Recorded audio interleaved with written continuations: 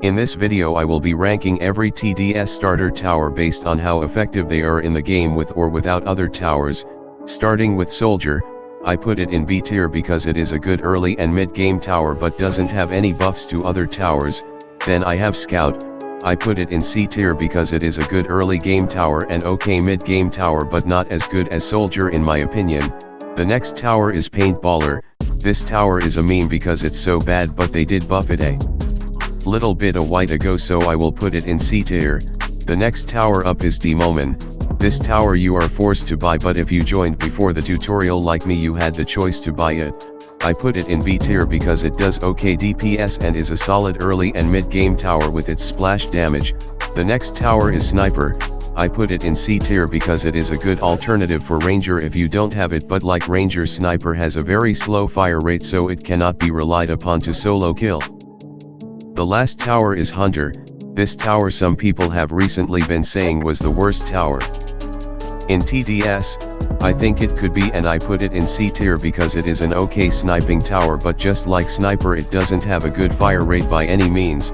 In this video I will be ranking every TDS intermediate tower based on how effective they are in the game with or without other towers. Starting with Crook Boss, I put it in a tier because it is a very good early and mid-game tower but doesn't have any buffs to other towers.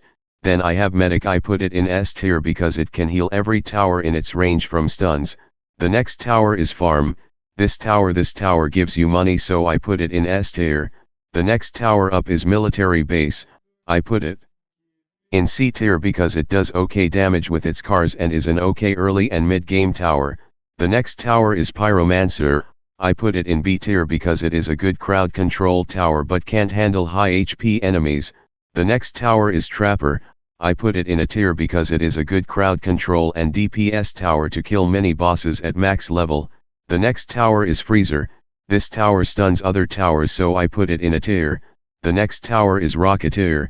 This is a good splash damage tower that does a lot of damage, so I put it in a tier. The next tower is Shotgunner. This is an overall mid tower, so I put it in B tier. The next tower is Ace Pilot. This tower got reworked and it is better now, so I put it in B tier. The last tower is Militant. This tower is mid to, so I put it in B tier. In this video I will be ranking every TDS advanced tower based on how effective they are in the game with or without other towers. Starting with Commander, I put it in S tier because it gives fire rate buffs to other towers. Then I have DJ. I put it in S tier because it can give buffs to every tower in its range like Commander. The next tower is Pursuit. This tower along with Minigunner, Turret, and Ranger, I put in a tier because they are good DPS towers. The next tower up is Electroshocker. I put it in a tier because it stuns and slows down other towers. The next tower is Warden. I put it in a tier because it does good damage with a good stunning ability. The next tower is Cowboy. I put it in a tier because it gives you money while doing damage. The next tower is Mortar. This tower is a good splash damage tower with flying tower other towers, so I put it in a tier. The next tower is Gatling Gun. This is a good DPS tower but isn't that good unless it is controlled by a player, so I put it in B tier. The last tower is Merc Base. I put it in B tier because it is a good spawn tower that gives damage buffs.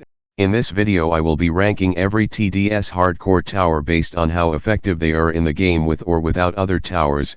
Starting with Brawler, this tower is 1200 gems. I put it in a tier because it does good damage with a good stunning ability like Warden, but it does better damage, so it is basically a better Warden. Then I have Excel. This tower along with Engineer I put in S tier because they are both among the best DPS towers in the game.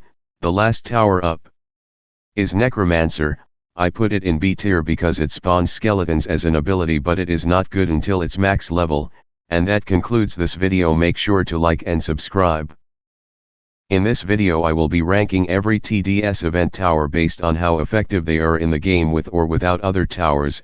Starting with Executioner, this tower is great for a lot of things in TDS like crowd control, DPS, and cost. I put it in a tier because while it is great at all of those it isn't insane at anything. Then I have Elf Camp.